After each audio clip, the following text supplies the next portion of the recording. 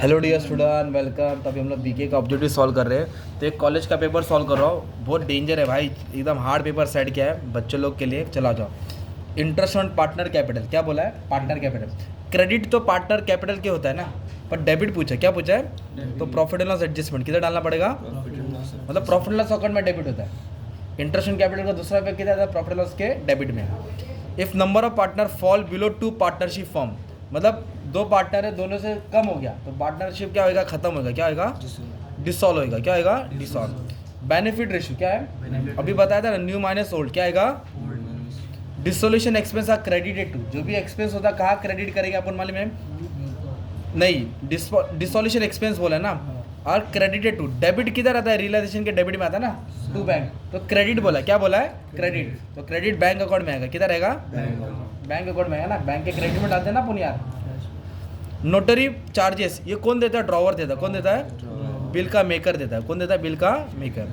इधर बोला है, वर्ड वर्ड लिखो, share, issue of share at face value. जितने का शेयर है उतने में बेचा, उसको बोलते हैं इश्यू एट पार। क्या बोलते हैं? Issue at par. बोलो, इश्यू एट पार। मतलब 10 का शेयर 10 में बेचा। अगर 10 का शेयर 12 में बेचा, मतलब ज़्यादा में बेचा, उसको बोलेंगे इश्यू एट प्रीमियम। क्या बोलेंगे? और 10 का शेयर 9 में बेचा, सस्ते में बेचा, इश्यू एट डिस्काउंट। क्या बोलेंगे? ठीक है भाई, तुम लोग को मैथ स्टूडेंट अच्छे से बताया। Accumulated past profit cap in the form of reserve. जो पिछले साल का प्रॉफिट रहता है ना, उसको जनरल रिजर्व बोलते हैं। क्या बोलते हैं उसको? है ना, जमा किया पैसा। Total asset over liability, asset ज़्यादा है लायबिलिटी से, तो उसको बोलेंगे कैपिटल। क्या बोलेंगे दोस्त? Capital. Firm, person who form partnership firm, मतलब जो पार्टनरशिप फर्म में पर्सन होते हैं उनको बोला जाता है पार्टनर्स। क्या बोलते हैं? Partners. A person whose favour the bill is अंडर्स, मतलब ए ने बिल बी पे बनाया और सी को दिया। किसको दिया? थर्ड पार्टी, तो उसको बोलते हैं एंडोसी। क्या बोलेंगे उसको? एंडोसी। अभी इधर ट्रू और फॉल्स है। NPO do not prepare balance sheet, बोला एनपीओ में बैलेंस शीट नहीं होता है। तो सही बोला कि गलत बोला है? गलत है ना भाई, क्योंकि एनपीओ में बैलेंस शीट होता है। Gain ratio is calculated at the time of admission of partner. क्या बोला है? यस। गेन रेशियो एडमिशन में आता है और सैक्रिफाइसिंग रेशियो रिटायरमेंट में आता है। सैक्रिफाइसिंग और गेन एडमिशन में। At the time of dissolution all asset are transfer to realisation account. Yes. Salary account इसे डायरेक्ट एक्सपेंस नहीं। डायरेक्ट एक्सपेंस बोले तो ट्रेडिंग अकाउंट होता है, तो ट्रेडिंग बोले तो वेजेस आता है। सैलरी ऑफिस का खर्चा ना, वो इनडायरेक्ट होता है। क्या होता है? व्हेन शेयर्स आर फोरफिटेड, तो कभी भी शेयर फोरफिट होगा ना, तो शेयर को डेबिट किया जाता है। शेयर कैपिटल को क्या किया जाता है? इधर उन लोगों ने बोला क्रेडिट, तो क्या आएगा? ये फॉल्स। अभी सबसे खतरनाक बोला है बच्चा, बहुत खतरनाक है, ध्यान दो। स्टॉक, क्लोथिंग स्टॉक दिया है 20,000। कितना दिया है? आ जाओ, क्लोथिंग स्टॉक कितना दिया दोस्त? और इधर क्या बोला है मालूम? अंडर वैल्यू बोला। क्या बोला है? अंडर वैल्यू, ओवर वैल्यू बोला ना भाई, अपने चारों आँख से देखने का। ध्यान से सुन लो, ओवर वैल्यू या अंडर वैल्यू है तो क्या करेंगे? एक 100 ऊपर आएगा और एक 100 नीचे आएगा। अंडर मतलब नीचे होता है ना, तो इसलिए माइनस करेंगे। मैं 20 क्या करूँगा? माइनस। अगर ओवर वैल्यू बोला रहता तो परसेंटेज में इधर ऐड करता। क्या करता? ऐड। तो मैंने 20,000 लिखा, 100 ऊपर डाला और 100 में तो 20 माइनस करते कितना आएगा? 80। अब इसको सॉल्व करेंगे हम लोग। क्या करेंगे? सॉल्व। तो सॉल्व करके अपने जो भी आंसर आएगा, मतलब ये 4 बार गया, 5 बार गया, है ना, तो कितना है? 25,000 है मान ली। कितना है? तो तेरा। अभी इधर पूछा है stock is and find the value of clothing stock, तो 25,000 आंसर आएगा। कितना आएगा? जो भी सॉल्व करके आएगा वो तुम्हारा आंसर है। हाँ, अभी बोला सैलरी 10,000 है। कितना है? आउटस्टैंडिंग कितना है? 5,000।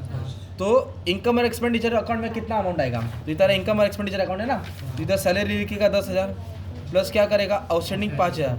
आउटर कॉलम में कितना आएगा? 15,000 आंसर था। कितना आंसर था? बिल कितने का हिसाब किया था? 28,000। कितने का? इंसॉल्वेंट बोला, मतलब कंगाल हो गया। कंगाल बोलते हेरा फेरी ना भाई, बाबूराव, अक्षय। 28,000 में 25 पैसा इंसॉल्वेंट, मतलब इंसॉल्वेंट हो गया। ओनली 25 पैसा इन रुपी वॉज रिकवर्ड। तो find the amount of bad debts, मतलब 28,000 में बोलो 25 पैसा बोला, 25 पैसा बोला तो 25%। तो बैलेंस कितना टका होगा? 75%। इधर क्या बोला है? 25 पैसा इन रुपी वॉज रिकवर्ड। रिकॉर्ड मतलब पैसा आया, रिकॉर्ड बोले तो पैसा, तो ये पैसा आ रहा है, ये पैसा चूना लग गया। क्या लग गया? चूना। तो बैड डेट्स। तो 28,000 पे किस पे? 75% निकालेंगे, वो तुम्हारा बैड डेट्स हो जाएगा। क्या हो जाएगा?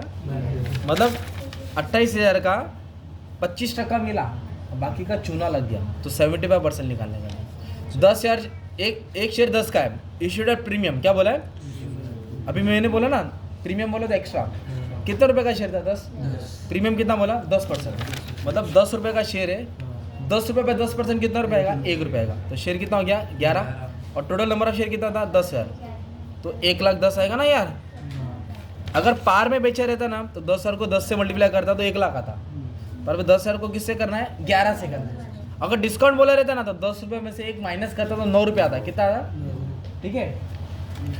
अभी करंट एसेट दिया है 6 लाख, कितना दिया है और रेशियो कितना दिया है 2:1, और क्या बोला है करंट लायबिलिटीज, क्या बोला है, तो इसका एक फॉर्मूला है, बोलो करंट रेशियो, बोलो करंट एसेट अपॉन करंट, तो करंट रेशियो कितना दिया है 2:1, कितना दिया है 2:1, और करंट एसेट कितना दिया है 6 लाख, करंट एसेट कितना है, ढूंढना क्या करंट लायबिलिटी, ढूंढना क्या है क्रॉस मल्टीप्लाई करेंगे है ना, तो 6 लाख है 2 किधर आ जाएगा नीचे, तो 6 लाख आधा कितना हो जाएगा 3 लाख, कितना हो जाएगा